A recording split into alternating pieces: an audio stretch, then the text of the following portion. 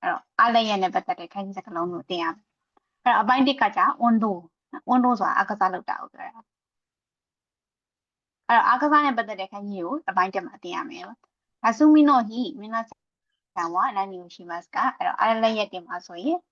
ဘာလုပ်ကြရလဲဝန်ခန်းခုနတမယ်နီအာရီတာရီဟာရှိတာရီဝန်တိုဆူရူတိုအီဒက်စ်နဲ့အီဒက်စ်ရောဗျာအကျမရဲ့အတွက်ဒါတမယ်နီဆိုတာရှိရမင်းနာနီဘုံကမှတင်ခဲ့ရတယ်နော်တခုခုလုပ်ဖို့အတွက်ရည်ရွယ်ချက်ကိုဖော်ပြတာအဲ့တော့ကျမရဲ့အတွက်လမ်းလျှောက်တာတို့ပြေးတာတို့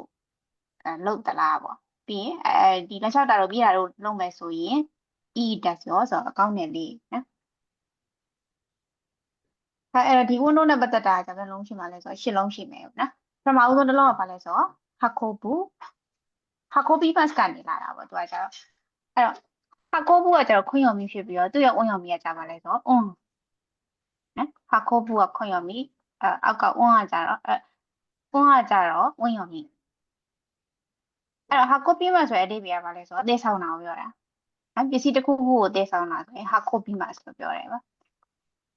အထုပ်ဘိုးတွေတည်တယ်ဆိုရင်ညမို့တော့ဟာကိုဘီမဆိုပြီးသုံးလို့ရတယ်နော်အဲ့တော့သူကသိဆောင်ပြီးဆိုတဲ့အတိတ်ပဲဖြစ်သွားတယ်အဲ့တော့သူ့ကိုဆွဲမယ်ဆိုလို့ရှိရင်ခခုအနေနဲ့ကျတော့12ချက်ရှိပါမယ်အဲ့တော့အရင်ဆုံးဘာလို့ဆွဲပါလဲဆိုတော့ရှေ့ကဒီမိချိဆိုလမ်းအစိပ်ပိုင်းလို့ရင်ဆွဲပါနော်ဒါလေးကိုမြင်လို့ရှိရင်ဒါလမ်းမိချိဆိုလမ်းရဲ့အစိပ်ပိုင်းဖြစ်တယ်ဆိုတော့ဟိုကမှတ်ထားရမယ်ပေါ့အဲ့တော့အရင်ဆုံးကsorry သူ့ကိုအရင်ဆွဲမှာမဟုတ်ဘူးနော်သူကနောက်မှာဆွဲမှာအရင်ဆုံးကဒီနောက်ကအစိပ်ပိုင်းကိုအရင်ဆွဲမယ်နော်အနောက်ကရေအစိပ်ပိုင်းဆွဲပြီးမှပဲပြီးမှပဲအရှိကဒီမိချိအစိပ်ပိုင်းလို့ဆွဲပဲပေါ့အဲ့တော့နောက်ကအပိုင်းလေးကတစ်ချက်နှစ်ချက်ပြီးရင်3ချက်4ချက်5ချက်6ချက်9ချက်10ချက်9ချက်ပြီးတော့မှာပဲနောက်ဆုံးမှာပဲဒီလက်အစိပ်ပိုင်းလေးကိုထည့်မယ်10ချက်အဲ့ခါခုအနေနဲ့ကျတော့12ချက်ရှိပါမယ်နောက်အောက်ကကြပါလဲဆိုတော့ဥကောခုဥကောခါစစ်နော်အဲ့တော့ဥကောခိမတ်ကနေလာတာနော်ဒီရှော့ခေပြောင်းလိုက်လို့မလို့သူကဥကောခုဖြစ်သွားတာအဲ့တော့ဥကောခုကကြပါလဲဆိုတော့ဂျီရိုရှိပါဥကောခါစုကကြတော့တာတို့ရှိပါအဲ့တော့ဥကောခုကကြတော့ရွေ့တာကိုပြောတာဂျီရိုရှိဖြစ်တဲ့အတွက်ကြောင့်မို့သူရွေ့အပစ္စည်းတွေတနေရာနေတနေရာကိုရွေ့သွားတာတော့နော်ဘာလဲရွေ့တယ်ဆိုတဲ့အဓိပ္ပာယ်နဲ့တုံးတာပါအောက်ကဥကောခါဆိုရတဲ့တလို့ရှိပဲဖြစ်တဲ့အတွက်ကြောင့်မလို့သူကကြပါလဲဆိုရွှေ့တာဖြစ်သွားတယ်ပစ္စည်းကိုတနေရာနဲ့တနေရာကိုရွှေ့တာဆိုရင်ဥကောခါဆိုအဲ့လိုမဟုတ်ဘဲနဲ့ရွေ့တာဆိုရင်ကျတော့ဥကောကိုလို့တုံးမယ်နောက်အောက်ကကျတော့သူ့ရဲ့ဝန်ရုံမီကကြပါလဲဆိုတော့ဒိုးဆိုပြီးရှိမယ်နော်ဝန်ရုံမီကဒိုးအဲ့တော့ဒီဥကောကိုဆက်မယ်ဆိုလို့ရှိရင်ကျတော့ခါခုက17ချက်ရှိပါမယ်သူကလည်းရှေ့အစိပ်ပိုင်းလေးကိုရင်ဆွဲမယ်အဲ့တော့တစ်ချက်နှစ်ချက်3ချက်4ချက်5ချက်6ချက်9ချက်10ချက်9ချက်နော်ပြီးရင်နောက်ကကြတာပါလဲဆိုတော့ချီကတာဆိုခန်းကြီးနဲ့တွေ့နောက်ကပိုင်းရဟုတ်မယ်10ချက်နော်17ချက်ဒါလေးဆိုတာအဖိုင်မှာသင်ခဲ့ရတယ်ချီကတာခွန်အားဆိုခန်းကြီးလေးအဲ့တော့ဒီမှာဟာကိုဘူးရဲ့ဥကောခုဥကောခါစုအောက်မှာတော့လုံးပြပါရှိမလဲဆိုတော့ခန်းကြီးကိုခါခိနာရှော့ဟာကိုဘူးဆိုတဲဆောင်နီနောက် window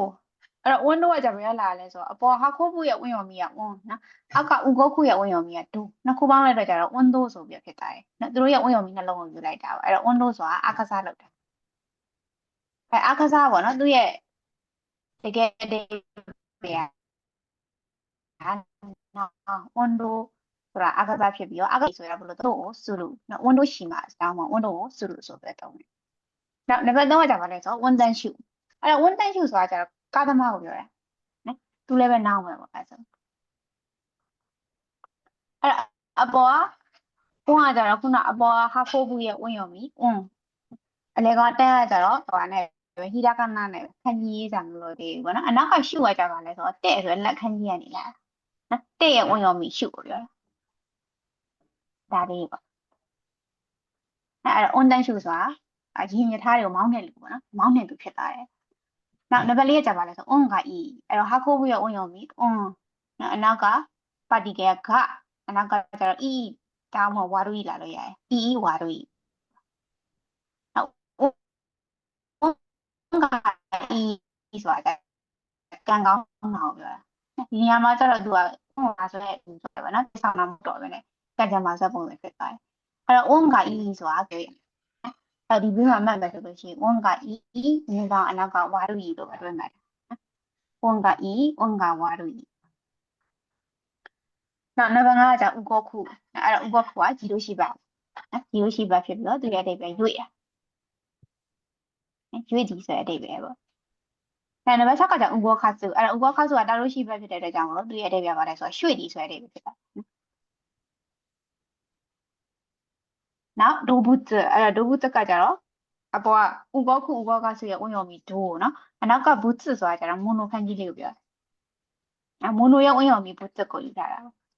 အဲ့တော့သူကဘယ်လိုဖြစ်မလဲဆိုတော့နော်အဲ့ဒါဒိုဘူးတအဲ့ဒိုဘူးတကကြတလိပ်စာကိုပြောတာနော်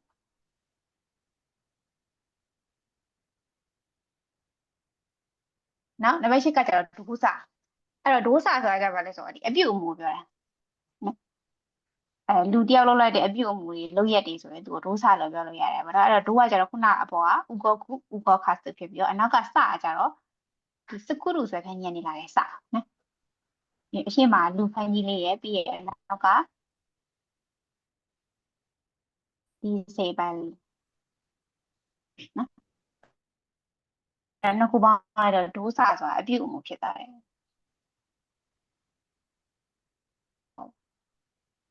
အဲ့တော့နံပါတ်1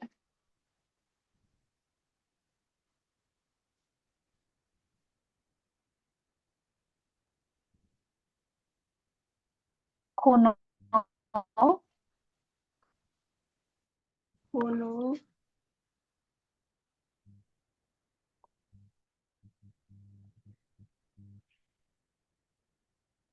ဘူးစွန်တယ်ဒီအနောက်ကစကလုံးလေးပါတယ်မွန်နိုလေးဒါပေမဲ့ဒိုးဘူးစွန်တော့ကျတော့သူကဘူးစွန်လို့ဖတ်ပြရပြီးတော့ဒီအခုအရှိကနာနီခန်းကြီးနဲ့ပေါင်းရကြတော့သူ့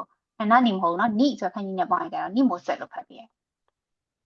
ခိုနိုနီမိုဆွေအိုနိမိုဆက်အထုပ်ဘိုးတွေအိတ်တွေပြောတာ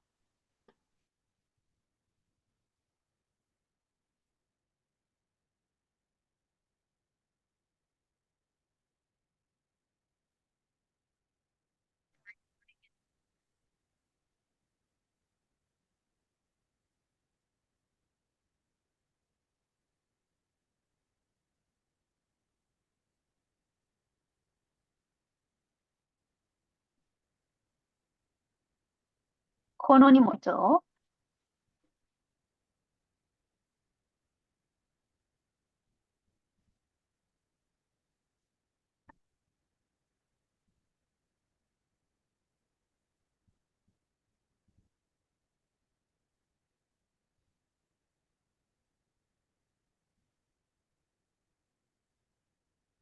နံပါတ်1ကနေစဖတ်ကြည့်ကြအောင်ခိုနိုနိမိုဆို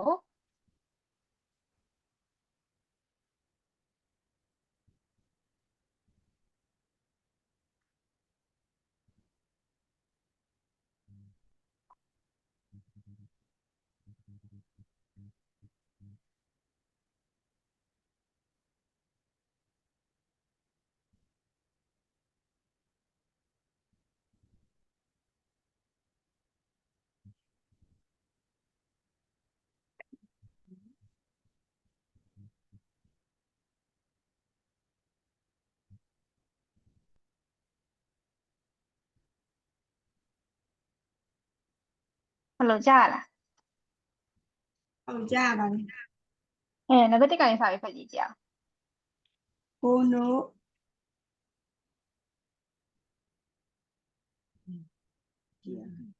ခိုနိုသူကကြတာနိမိုဆက်လို့ဖတ်တာနော်အောက်ကဒိုးဘူးဆက်မှာတော့လည်းဒီနောက်ကမွန်နိုခန်းကြီးလေးပါတယ်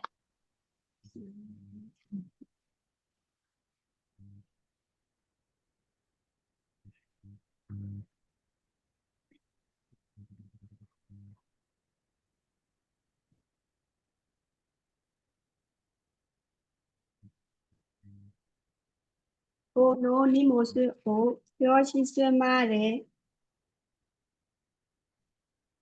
ဝန်温的 ဟာခွန်းတဲ့ 哈坤的莫拉 MS 卡 ဟာခွန်းတဲ့မိုရာအမတ်ကဒါလေးပြောရှိတယ်သူကဟာကိုဘီမတ်နော်ဟာကိုဘီမတ်ပေါ်မှာအနောက်မှာတက်ဖောင်ပြောင်းလိုက်တော့ဟာခွန်းတဲ့ဒီထုတ်ပိုးတွေကိုစာသင်ခန်းအထိနော်စာသင်ခန်းအထိတည်တော်ပြလို့ရမလားတက်မိုရာအမတ်ကဆိုတာသူများကိုလောက်ခိုင်းတာ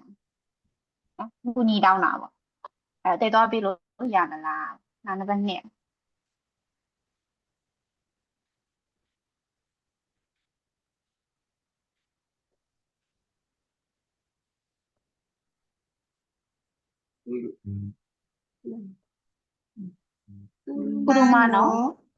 布鲁玛诺温登卡德基鲁尤尼哪里တိုင်းသက်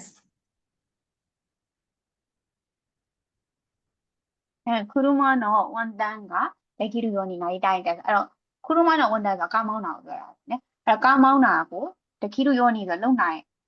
လာခြင်းတယ်ကားမောင်းတဲ့ခြင်းလေလို့ပြောတာနော်ကားမောင်းနိုင်လာခြင်းနဲ့အဲ့ဆမ်းပါ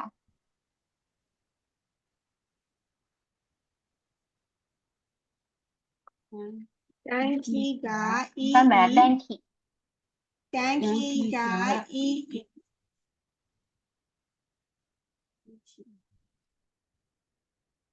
နီချီနီ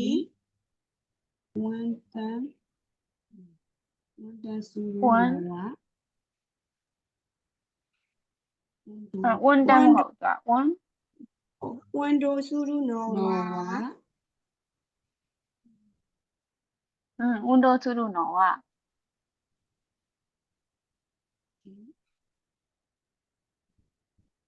နောက်မှာဒါလေးမူချီအဲ့အရှိက ဒီကအီဒက်စ် ခိမူချီကအီတက်တန်ခီကအီဟီနီဝန်တိုသူလူနော်ခိမူချီကအီတက်ရာသီဥတုကောင်းတဲ့နေ့ပေါ့နော်ရာသီဥတုတာရတဲ့နေ့မှာအကစားလောက်ရတာကဝန်တန်စုရုဆိုတာတစ်လုံးလုံးရမှာနောက်အဲ့တော့အကစားလောက်ရတာစိတ်ခံစားချက်ကောင်းနေနောက်နံပါတ်4နီချီယောပီခိုရိုမိုတိုဒိုဘူးဆွေ ဒိုဘုတ်တိရစ္ဆာန်ရုံပြောသူရဲ့အတိတ်ပဲက ဒိုဘူးဆွေအန် ဒိုဘုတ်အဲ စအန်အေအီကူယာကူဆိုကူအိုရှိတဲ့အီမတ် နီချီယောဘီခိုတိုမိုတိုဒိုဘုတ်အဲဤခုရခုစကိုရှိတဲ့ email တနင်္ဂနွေနေ့မှာကလေးတွေနဲ့နော်တိရစ္ဆာန်ရုံတို့သွားဖို့ရဲ့အတွက်ချိန်ထားတာရခုစကိုကတိပေးထားတာပါနော်သွားဖို့ကတိပေးထားပါတယ်နောက်တစ်ခါက ရာရှင်အိုတိုရုနော်တဲ့ဥကောကရန်ရာရှင်အိုတိုရုနော်တဲ့ဥကောခါနန်တဲ့ကုရဆန် ရှာရှင်းကိုတိုးရုနော်တဲ့ဥကောခနိုင်တဲ့ခွတာဆိုင်ဓာတ်ပုံရိုက်မှာဖြစ်တဲ့အတွက်ကြောင့်မလို့မလောက်ပါနဲ့နော်မတရားကြမရွေ့ပါနဲ့မဟုတ်ဘူးနော်မလောက်ပါနဲ့ဒါရှာရှင်းဒါဥကောခနောက်ထပ်နှလုံးလိုက်ကြပါလဲဆိုတော့နေရုတော့မဟုတ်တယ်ဟာမနော်အဲ့တော့ तू ကနေရုဆိုတဲ့အသုံးတော့သုံးတာရှားတယ် तू ကဘယ်မှာသုံးတာလဲဆိုတော့ run shoe ဆိုရဲလေ့ကျင့်ခန်းဆိုနေရာမှာသုံးတာပါနော်သူရဝင့်ရုံပြီးတော့ပဲသုံးတာအများတယ်အဲ့တော့သူ့ရဲ့အတိတ်ပဲကပါလဲဆိုတော့လေ့ကျင့်သည်ဆိုတဲ့အတိတ်ပဲပေါ့နော်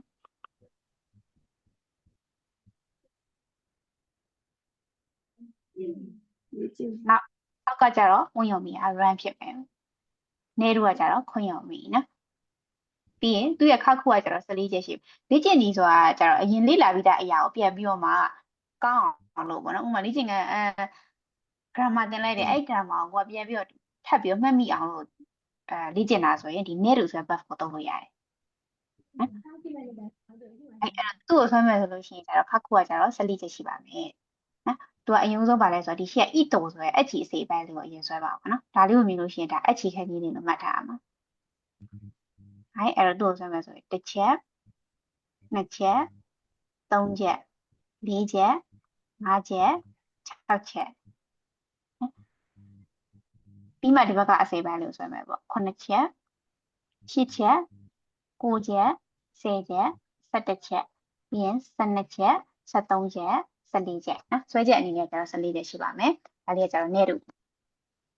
နောက်အောက်ကကြပါလဲဆိုတော့နာရာဦးဒါမှမဟုတ်ရှူနော်အဲ့တော့နာရာဦးကဘယ်လာလဲဆိုတော့နာရာကြီးမတ်ဆိုခင်ခွင့်ရောမီရနေလားနော်နာရာကြီးမတ်လေးလာပြီးတင်ပြီးဆိုတော့နော်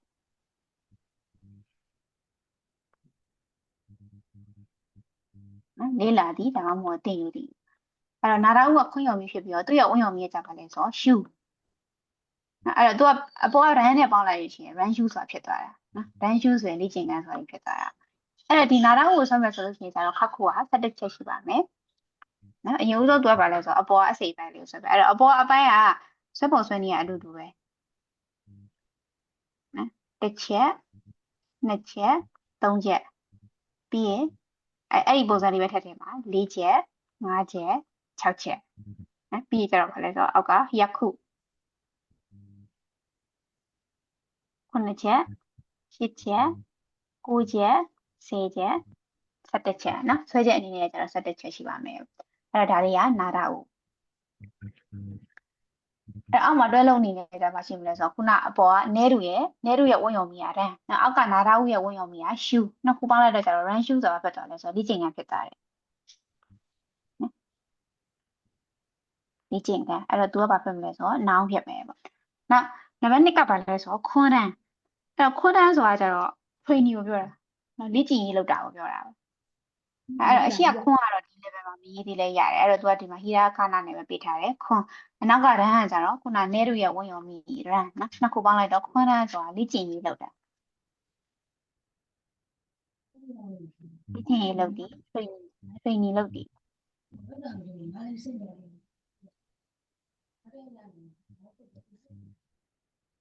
နံပါတ်3ကဘာလဲဆိုတော့ K ခက်ခုကိုနေတူအဲ့တော့ K ခက်ခုဆိုအစီအစဉ်တွေကိုနေတူလုပ်တယ်ဆိုတော့ဘာလုပ်တာလဲဆိုတော့ပြန်ပြီးတော့အစီအစဉ်ဆွဲပြီးသားအစပထမတစ်ခါအဲ့ဆွဲပြီးသားအောင်မှာပြန်ပြီးတော့မှထပ်ပြီးတော့ပိုကောင်းအောင်လုပ်တာနော်ကောင်းအောင်ပို့ပြီးတော့လေ့ကျင့်တာဆိုရင်သူကနေတူဆိုသုံးလို့ရတယ်အဲ့တော့ K ခက်ခုကိုနေတူဆိုတော့အစီအစဉ်ဆွဲတည်ပေါ့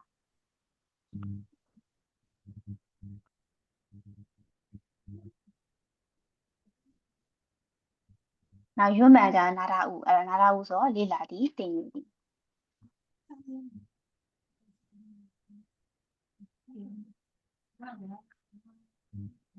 နောက်နံပါတ်5ကကြပါလေတော့ဂါခုရှုနော်အဲ့တော့ဂါခုရှုကအရှိကဂါခုကကြတော့ဒိုင်းဂါခုလို့ပြီးရင်ဂါခိုးလို့ကနေလာတယ်ဂါခုနော်အဲ့တော့သူကကြပါလဲဆိုတော့ဒီခန်းကြီးလေးဖြစ်မှာနောက်ကရှုကကြတော့ခုနနာရာဦးရဲ့ဝင့်ယုံမီရှုနော်နှစ်ခုပေါင်းလိုက်တော့ဂါခုရှုဖြစ်သွားပြီးတော့သူ့ရဲ့အတိတ်ပြရပါလဲဆိုတော့လေ့လာတာကိုပဲသူလဲနော်သူလည်းပဲနာရာဦးဆိုတဲ့အတိတ်ပဲယူရတယ်အဲ့တော့ဂါခုရှုကနောင်ဖြစ်ပြီးတော့သူ့ကို buff လုပ်ချင်ကြတော့ဂါခုရှုစုလို့ဆိုပြီးတော့ buff လုပ်ရတယ်ဗျနော်ဂါခုရှုစုလို့ဆိုပြီးဖြစ်သွားတယ်နောက်နံပါတ်6ကကြပါလဲဆိုတော့ရှူးကြည့်အဲ့တော့ရှူးကြည့်ဆိုတာကြပါလဲဆိုလက်ရေးလာကျင်တာကိုပြောတာရှူးကြည့်အဲ့တော့ရှူးကနာရာဦးရဲ့ဝင့်ယုံမီရှူးဖြစ်ပြီးတော့အနောက်ကကြတော့ဒီစလုံးကြည့်ဆိုတဲ့စလုံးခန်းကြီးလေးလာနော်အဲ့တော့သူကကြတော့ဒါလေးပေါ့ဒါလေးကကြည့်အဲ့တော့ရှူးကြည့်ဆိုတဲ့အဓိပ္ပာယ်ကဘာလဲဆိုတော့လက်ရေးလာစလုံးတွေကိုလေ့လာရဲဆိုတော့သူ့ကိုဘာသာပြလဲဘာဖြစ်သွားလဲဆိုတော့လက်ရေးလာရေးတာပေါ့နော်ရှူးကြည့်ကိုစုတူလို့ရှူးကြည့်စုတူလို့ buff အနေနဲ့ဆိုရင်တော့နောက်ကစုတူထည့်ပေးရတယ်ပေါ့အဲ့တော့သူကကြတော့ဒီမှာတော့ရှူးကြည့်ဆိုရင်တော့ noun အနေနဲ့သုံးတယ်ပေါ့နော်နောက်နံပါတ်9ကဘာလဲဆိုတော့ your shoe အဲ့တော့ your shoe ဆိုတာကြသူ့ရဲ့အဓိပ္ပာယ်ကြိုတင်လေ့လာခြင်းနော်ကြိုတင်လေ့လာခြင်းအဲ့တော့သူကအရှိကရော့ဒီမှာရေးကြမလို့သေးဘူးပေါ့နော်အဲ့တဲ့ကြောင့်မလို့ဒီမှာဟီတာကနာနဲ့ပေးထားတယ်အနောက်ကရှူးကကြပါလဲဆိုတော့နာရာဦးရဲ့ဝင့်ယုံမီရှူးပေါ့နော်အဲ့တော့ your shoe ဆိုတာ noun ဖြစ်ပြီးတော့သူ့ကို buff ဖြစ်ချင်တယ်ဆိုရင်ကြတော့နောက်ကဘာပေါင်းပေးရလဲဆိုတော့စုရုပေါင်းပေးရတယ် your shoe စုရုနော် your shoe ရှိမနော်အဲ့ဆိုရင် buff ဖြစ်သွားပြီးသူ့ရဲ့အဓိပ္ပာယ်ကြိုတင်လေ့လာသည်ဆိုပြီးတော့ buff ဖြစ်သွားတယ်နောက်နံပါတ်8ကဘာလဲဆိုတော့ shoe can အဲ့ shoe can ဆိုတာကြတော့အလေးအကျင့်တို့ဒလိထုံးစံတွေကိုပြောတာပေါ့နော်နီဝမ်မှာ shoe can ဆိုတာဂျပန်နေရဲ့ဒလိထုံးတဲ့နေကိုမြန်မာပြည်ရဲ့ဒလိထုံးတဲ့နေဆိုရင်ကြတော့မြန်မာမှာ shoe can ပေါ့နော်အဲ့သူ့ရဲ့အဓိပ္ပာယ်အလေးအကျင့်ဒါမှမဟုတ်ဒလိထုံးတဲ့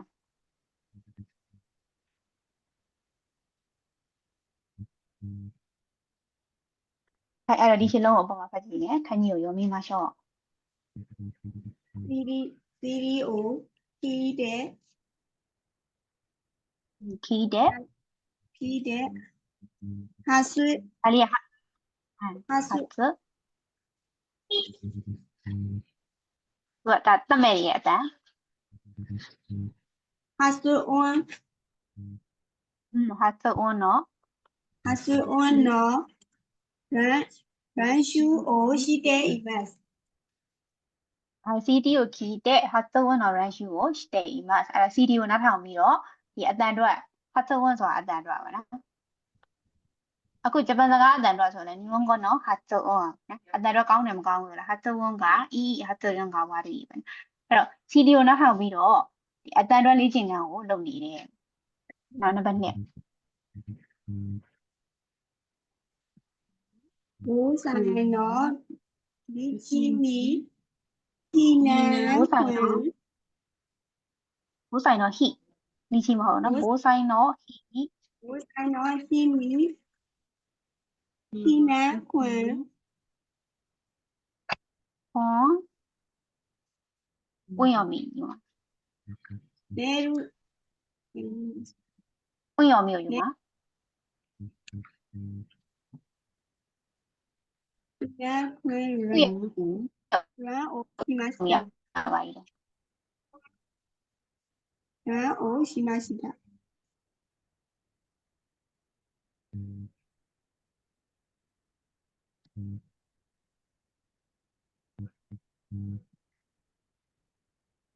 ဘိုးဆိုင်တော့ဟီနော်ဘိုးဆိုင်တော့ဟီဆိုတာကလည်းတဘာဝဘေးရန်တွေကကိုကြီးနေနော်ဘိုးဆိုင်ဆိုတာတဘာဝဘေးရန်တွေ